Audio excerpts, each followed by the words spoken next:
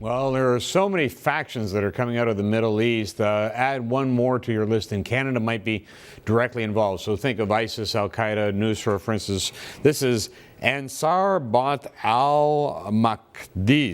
And so joining us to tell us who they are and what the risk represents, Christian Luprecht joining us, Queen's University, as well as Royal Military College. He's in Kingston, Ontario. Christian, good to see you again. Thanks for having me. Who are these people? Well, it seems that there's a variety of groups that simply just kind of come out of the woodwork here. And so we need to make sure that the claims behind this are actually genuinely sort of legitimate, and we need to try to understand who they're inspired by. This is partially driven sort of by difference in ideology. It's partially driven by interests, and so we need to make sure that we're actually up against in this particular case. Okay, but they reside in Egypt, and as the news reports go, they were the group that Canada was concerned about when it shut down its embassy there. Is that the case? Well, so I mean, one of the inferences to draw is that this is one of the perhaps violent offsprings of the Muslim Brotherhood, and in the current circumstances where in Egypt the opposition has essentially again been driven underground, there's some groundswell or an increasing groundswell for more violent solutions to the situation, and so inherently there are elements within the Muslim Brotherhood, for instance, that would prefer to take a more violent route, and there are elements that prefer to remain with more civilized forms of protest. And so one of the concerns is that this is sort of one of the violent offsprings. But we also need to make sure that the threats are genuine. But I do think this was sort of a precautionary measure. Inherently in Egypt, as we've seen, it's not clear that the state can always protect the interests of foreign state entities as it would normally be required to do under international law, and Canada doesn't have the sort of assets that, for instance, the Americans have to protect their diplomatic mission, and so it is, I think, easier and more prudent to make the decision that of being able to shut down traffic for the periods of time that CSIS intelligence deems it necessary to do so. Okay, but the UK is the same difference. They shut down their embassy, so it's an expanding risk. Is it your sense that they will begin to target, I don't know, Western influences or tourists or those kinds of things? Well, the problem in the region is that, of course, we've seen this before, right? We've seen embassies being swarmed.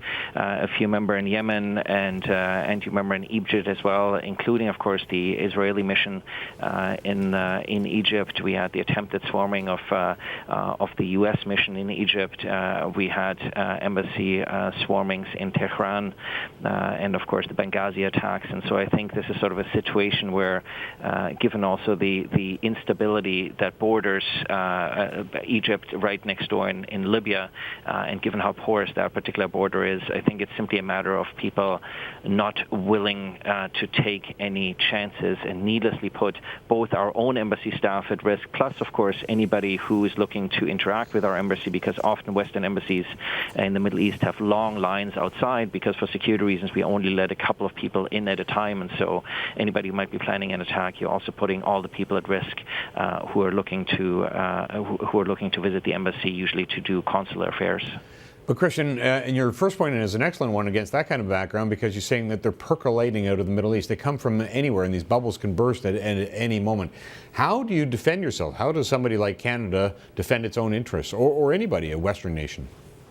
Well, I think we need to be one of the challenges that we have, for instance, is that we don't have a foreign human intelligence service.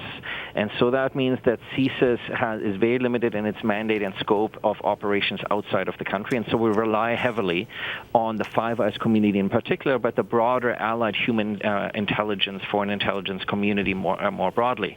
And the Justice Mosley decision in November of last year that effectively made it very difficult for CSIS to interact with foreign human intelligence services. And that same decision decision made it very difficult for CSIS to interact with our own security intelligence service, the Communication Security Establishment. And so the Signals Intelligence Service is, if you want, our foreign intelligence capacity. It's our way to reach beyond our boundaries. But if we can't effectively share intelligence inside the country with our own agencies, let alone with our foreign allied human foreign intelligence partners, it makes it difficult for us to have the sort of intelligence and the sort of eyes on the ground that we need in order to get a proper assessment on how Canada's interests might be at risk and what position should be pursued by the government. This is partially why the government has introduced amendments to bill known as Bill C-44, which is amendments to the CSIS Act to try to make it easier to share, because precisely at present we currently have a bit of a challenge in terms of producing the intelligence at the breadth that is required to produce the necessary assessments. Does that include, Christian, the Five Eyes initiative?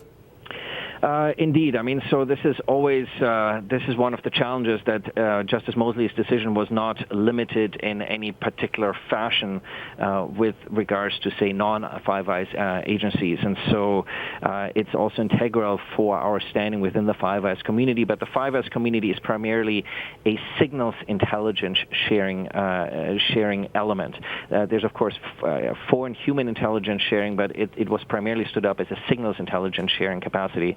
And so it is ironic that while CSE can continue to operate quite effectively with our signals intelligence partners in the UK, the US, Australia, and New Zealand, that it has considerable trouble now sharing that intelligence with CSIS, which of course would then be responsible for collating that and producing the broader intelligence assessment and intelligence picture as it affects both of our missions and our interests abroad and here in Canada. Christian, unfortunately, in light of what happened in Australia, and I think we'll have more discussions along these lines, terrorism and its effect around the world. Thank you so much for your time today.